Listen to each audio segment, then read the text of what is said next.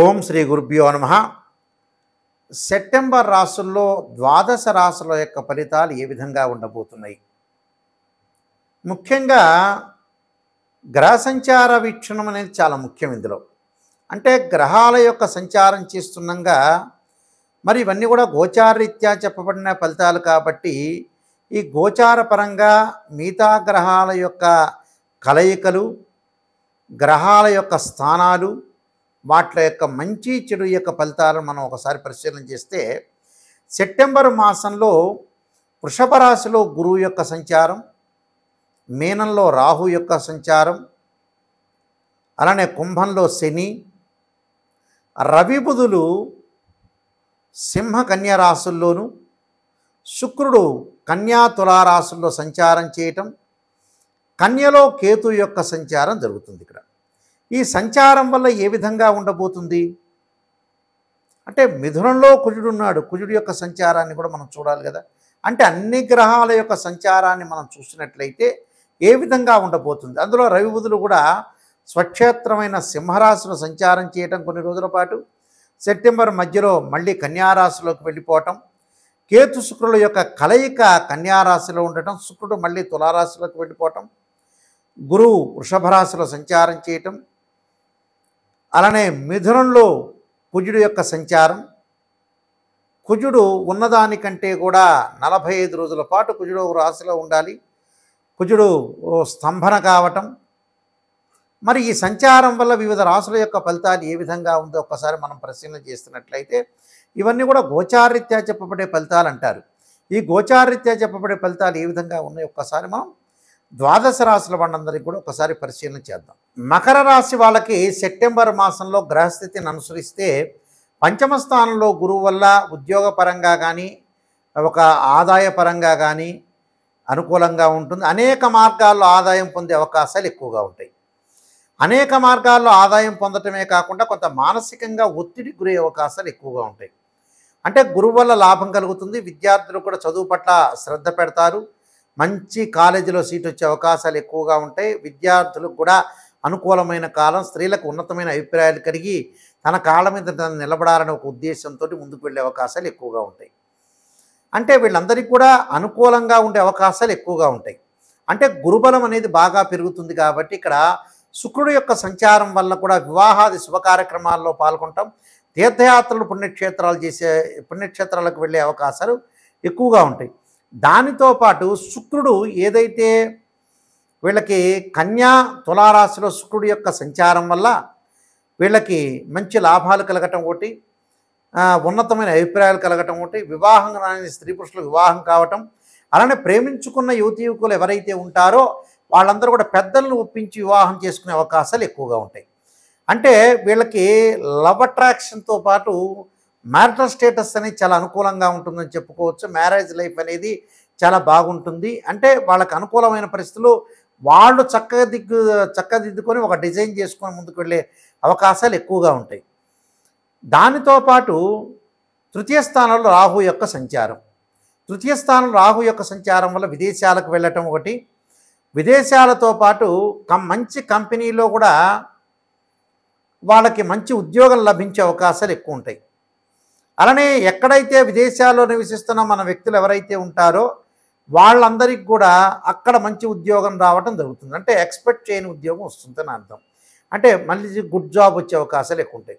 ద్వితీయ స్థానంలో శని యొక్క సంచారం వక్రస్థితిలో ఉండటం వల్ల శరీరంలో ఆరోగ్యపరంగా కానీ, గర్భసంచి సంబంధించిన విషయాల్లో కానీ, మగవాళ్ళకి అబ్డోమెన్ కానీ, కిడ్నీ సంబంధించిన విషయాల్లో కొంత జాగ్రత్తగా ఉండాలంటే ఆరోగ్య విషయంలో కొంత శ్రద్ధ పెట్టడం అనేది సెప్టెంబర్ మాసంలో అవసరం. ఆస్తమా ఉన్న వ్యక్తులు కూడా జాగ్రత్తగా ఉండాలి. ఇది శని యొక్క ప్రభావంతో జరుగుతుంది. దానితో పాటు షష్టమ స్థానంలో కుజుడు యొక్క సంచారం వల్ల భూ సంబంధమైన విషయాలు, ఇళ్ల నిర్మాణం చేపట్టే అవకాశాలు, కోర్టు సమస్యలు పరిష్కారం అవుతాయి. వీళ్ళకి కోర్టు సమస్యలు పరిష్కారం కావటం, బుధుడి వల్ల నూతన వ్యాపారాలు చేయటం, రవి వల్ల ఉద్యోగంలో కొన్ని మార్పులు, ఉద్యోగంలో అనుకూలంగా ఉండటం, కేతు వల్ల దర్శనాలు, తీర్థయాత్రలు, పుణ్యక్షేత్రాలు, గృహ ఉపకరణ వస్తువులు కొనుగోలు చేయటం, ఇంటి పరంగా ఇబ్బందులు లేకుండా సరైన మార్గాల్లో సరైన నిర్ణయాలు తీసుకుంటూ ముందుకు వెళ్తారు. పిత్రార్జితం బాగా కలిసి వచ్చే అవకాశాలు ఎక్కువ ఉంటాయి. కోర్టు సమస్యలు కూడా పరిష్కారం జరిగే అవకాశాలు ఎక్కువ ఉంటాయి. అంటే ఇవన్నీ కూడా బాగా కలిసొచ్చే అవకాశాలు బాగా ఎక్కువ ఉంటాయి కాబట్టి తప్పకుండా నేను చెప్పిన పరిహారాలు కూడా మీరు చేసుకోండి. కానీ ఏదో ఒక ఆలోచన చేసి మానసికంగా ఆందోళన పొందొద్దండి. అనవసరమైన ఆందోళన పొందటం వల్ల కూడా చాలా ప్రాబ్లమ్స్ వచ్చే అవకాశాలు ఉంటాయి కాబట్టి అలాంటి ప్రాబ్లమ్స్ రాకుండా చూసుకోవడం అనేది చాలా ఇంపార్టెంట్. ఈ నియమాలన్నీ కూడా మీరు పాటించి ముందుకెళ్తే జీవితంలో సక్సెస్ అయ్యే అవకాశం ఖచ్చితంగా ఉంటుంది. ముఖ్యంగా మీరు చేయాల్సిన పరిహారాలు ఏమిటి అనంటే కొన్ని పరిహారాలు నేను ప్రత్యేకంగా చెప్తాను. ఆ పరిహారాలు మీరు పాటించండి. ముఖ్యంగా ప్రధానంగా మనం తీసుకునేటట్టయితే ఆరోగ్యానికి మెరుగు కావాలన్నా మనం సూర్యుడి యొక్క ఆరాధన చేయాలి. సూర్యభగవానుడి యొక్క ఆరాధన ఏ విధంగా చేయాలి అనంటే మీరు గోధుమల దానం చేయటంతో పాటు ఆదివారం రోజున సూర్యుని ఆరాధన చేయండి. ఓం సూర్యాయ నమః అనే మంత్రాన్ని ప్రభాకరాయుధే దివాకరాయ ధీమహే తన్నో సూర్య ప్రచోదయాత్ అనే మంత్రాన్ని చదవండి. అంటే ఆరోగ్యం బాగుండటానికి. అలానే మనకి ధనం కలిసి రావటానికి ఓం యక్షాయ కుబేరాయ వైశ్రవణాయ ధనధాన్యాధిపతే ధనం ధాన్యం సమృద్ధిమే దేహిమే దాపై స్వాహ అనే మంత్రాన్ని గురువారం రోజున చదవండి. ఆస్తిపాస్తులు కలిసి రావటానికి కోర్టు సమస్యలకి అంగారకుడు యొక్క ప్రార్థన చేయండి. అంటే అంగారకాగ్నే శక్తి హస్తాయి ధీమే తన్నో భౌమ ప్రచోదయాత్ అనే మంత్రాన్ని చదవండి. వివాహం కావటానికి తప్పకుండా శుక్రుణ్ణి ఆరాధన చేయండి. అమ్మవారి యొక్క ఆరాధన చేయండి. కాత్యాయనాయుధే కన్యకుమార్ ధీమే తన్నో దుర్గి ప్రచోదయాత్ అనే మంత్రాన్ని చదవండి. అలానే వ్యాపారంలో బాగా కలిసి రావాలన్నా ఒడిదుడుకులు లేకుండా ఉండాలన్నా కూడా గణపతిని ప్రార్థన చేయండి.